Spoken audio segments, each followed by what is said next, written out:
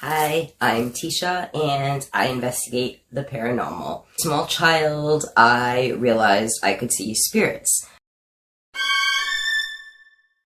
It wasn't very fun to see spirits as a child. About 17 years ago, I got into doing paranormal investigations. I was even in an all-girls paranormal group. When I first started on my own, I would go into different locations and just literally go by how I was feeling, the energy and my senses and things like that. But then I decided that I wanted to convey all my experiences to my audiences, and the only way that I could do that was by also bringing paranormal equipment into the locations. So I decided that I would combine the paranormal and the history, thus calling it the history and the haunt. So my paranormal buffs and my history buffs can both appreciate these videos. So here we go. Episode 1, History and the Haunt, New Bedford, Massachusetts.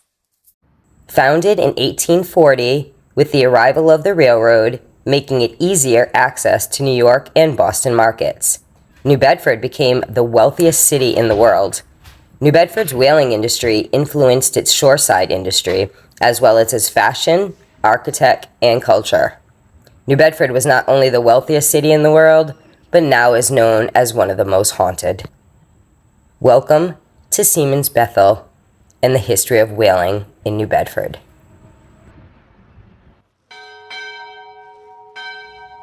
Who has not heard of the famous story Moby Dick? Well, the Whaleman's Chapel is perhaps the most famous part of the Seaman's Bethel, thanks to Herman Melville writing 3 chapters about it in Moby Dick.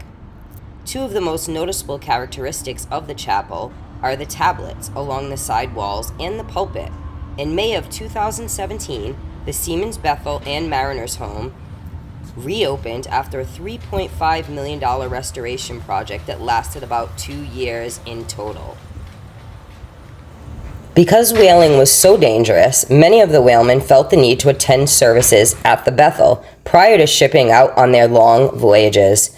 Among these was Herman Melville, who came to New Bedford in late December of 1840 and stayed until he sailed out on January 3rd, 1841. While he was there, he attended Bethel services, and the pew he sat in is even marked. It is in the southeast corner of the Whaleman's Chapel. The result of Melville's voyage was the true story of Moby Dick. While Moby Dick is a novel, there is much in it that has a basis in fact.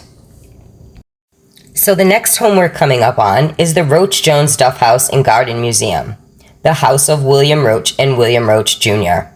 William Roach Jr. was the grandson of an important whaling house in Nantucket that started in the 1720s.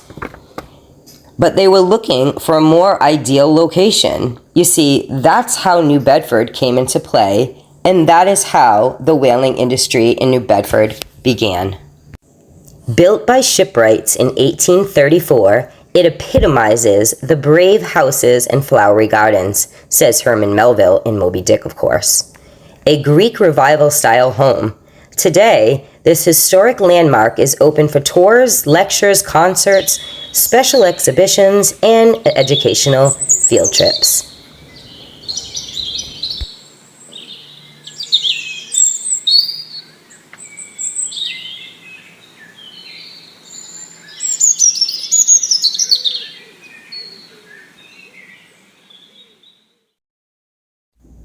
The term Bethel is an interesting one. It comes from 2 Hebrew words, Beth and El. Beth means house, and El means God. So it is a seaman's house of God, or a seaman's church.